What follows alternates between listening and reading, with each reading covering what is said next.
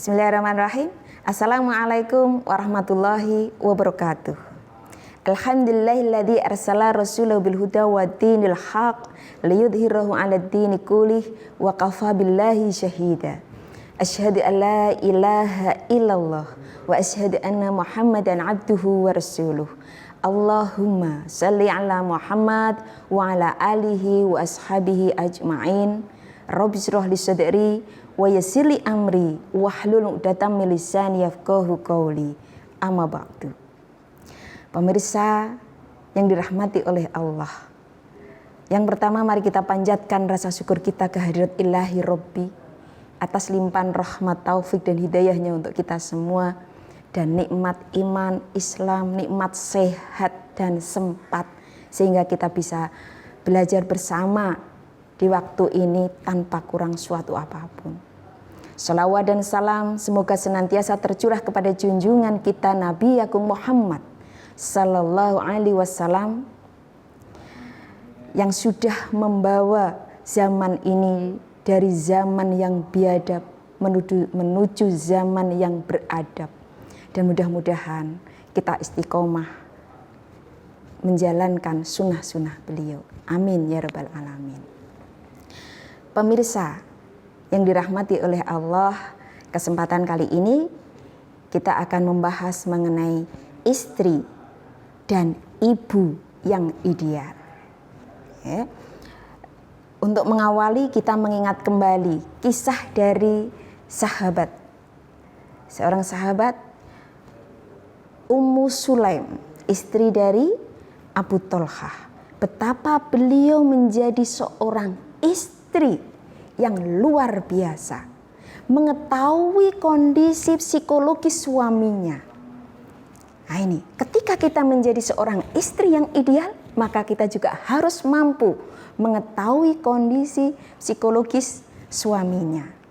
Abu Thalhah saat pulang dari bepergian tidak langsung diberikan kabar kematian dari putra kesayangannya, tapi istrinya melayani dengan tenang, dengan sepenuh hati, sehingga setelah selesai baru menyampaikan kabar itu.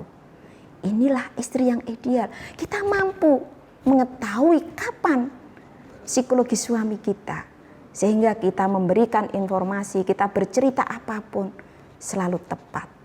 Dan yang namanya pasangan hidup itu pasti ada kelebihan dan kekurangannya.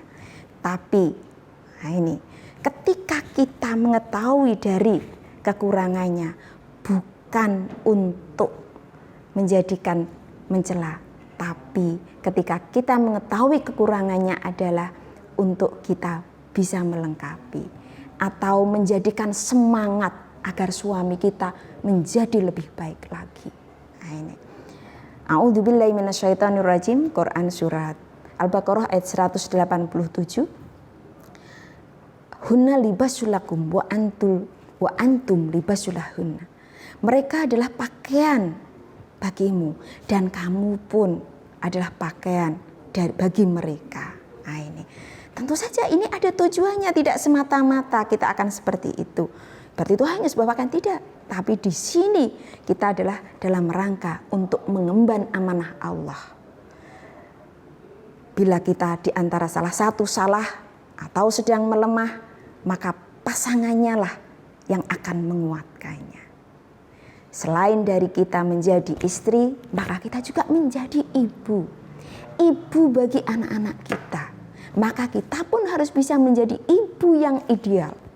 Ibu yang baik, ibu yang bisa menguatkan keimanan anak-anak, generasi penerus yang dia harus jaya nanti di zamannya.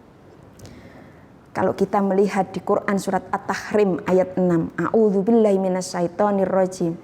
Ya ayyuhalladzina amanu qu anfusakum wa ahlikum naro.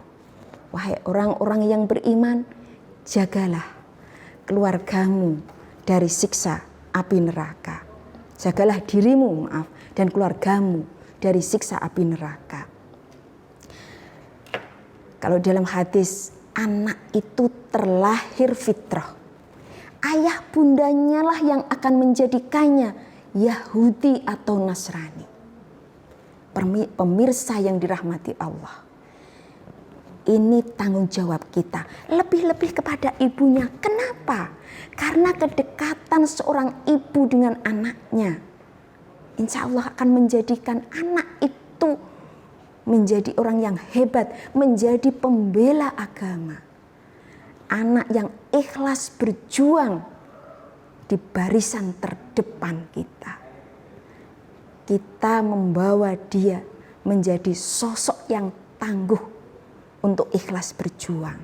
Nah ini memang tugas mendidik tidak hanya ibu, tetapi pokok ibu itu karena kedekatan tadi, kekuatan ruhiyah kita, insya Allah akan membawa anak-anak itu menjadi orang yang hebat. Nah ini tidak hanya usaha lahir yang kita lakukan, tetapi usaha batin harus lebih. Doa kita harus dipanjatkan, dipanjangkan di sepertiga malam. Yang itu bisa menjadikan anak-anak kita secara ruhiyahnya insya Allah kuat. Secara lahir kita didik dengan baik. Secara batin doa kita tidak pernah terputus untuk mereka. Lalu kita melihat banyak mujahidah yang mereka sukses mendidik putra-putrinya.